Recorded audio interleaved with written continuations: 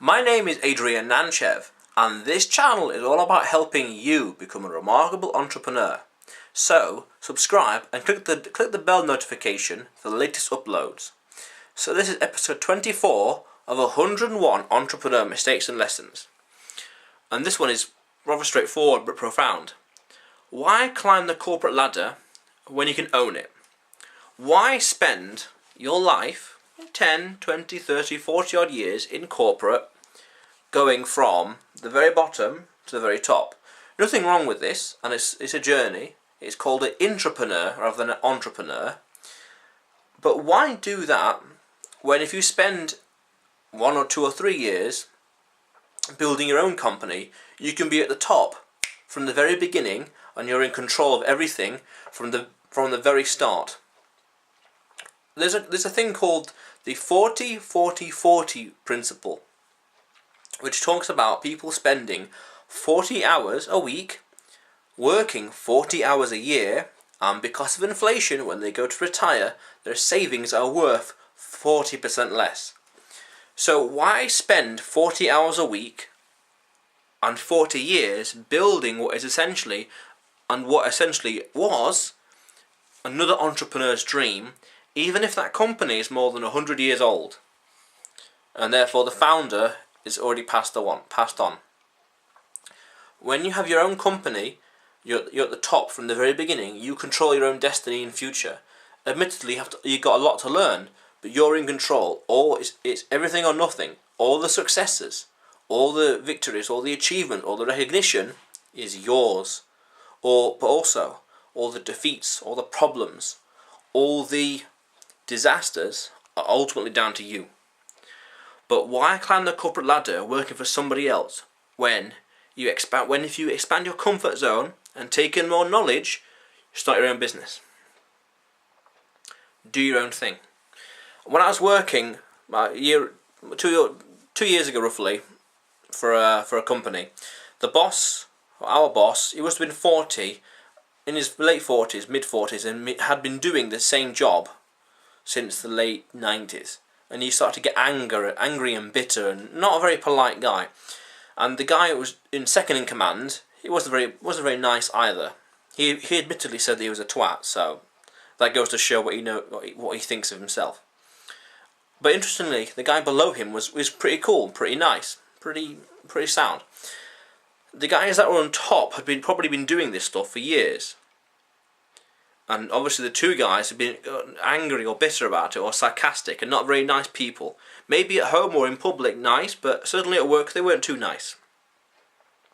And it's like, I don't want to be like that 10, 20 years from now. I don't want to be angry and bitter. Because a lot of people will live their life doing what they've been doing for the past years and years and years, because that's what everyone else is doing, that's what we've always done, that's what you were taught to do. Not daring or thinking to do something else. Not daring and realising that I don't have to work for someone else, I can work for myself and be my own boss. A lot of people, there's a thing called a regret minimization framework, and a lot of people will live their life not thinking about, arguably not many people would think about all of it as in the big picture.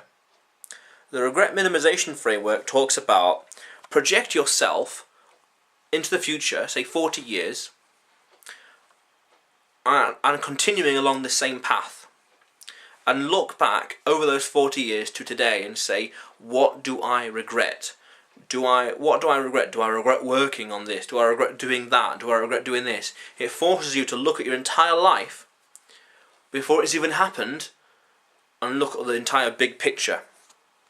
Because if you can then say to yourself, I might regret working on this, working here, working there, then that means that when you're on your deathbed, age 100, age 120, or age 90, you will regret it. You will have regret, and regret is a horrible feeling. So why would you want to work for somebody else? That if you're not happy and competent, if you're not happy to work there, then don't work there. If you're not competent to work there, then don't work there. If you're happy to work there for 40 years, nothing wrong with that, go for it. If you're not competent, if you are competent as well, nothing wrong with that, stay there. But for those that want to reduce the regrets in life, Work for yourself. Don't climb the corporate ladder. Build your own ladder. There's nothing wrong with climbing it. But as I said, when you look at your life, do you want to continue down that life path for the next 40 odd years? Do you want to be doing that? I don't like commuting very much. I love driving, but when it comes to driving during rush hour, it's horrible. It turns a 5, 10, 15 minute drive into half an hour, 40 minutes, 1 hour. No. And I don't want to be doing that every day. Twice a day. I don't want to do that twice a day. You'll end up losing like 24 days in a year just from commuting. Not really losing, you're in the car, or wherever, train, etc. But I don't want to do that.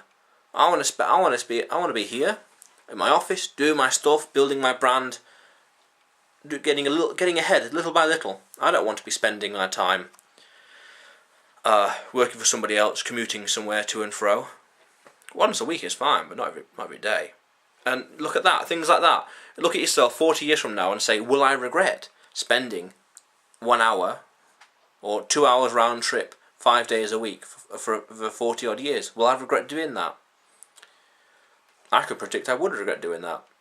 Health-wise it would affect me. Yeah, definitely. I wouldn't want to do that. Would you? Look at your life and say, would I regret this? Would I regret doing that? And instead, be your own boss. Be in charge. Be in control of your own life. Become remarkable.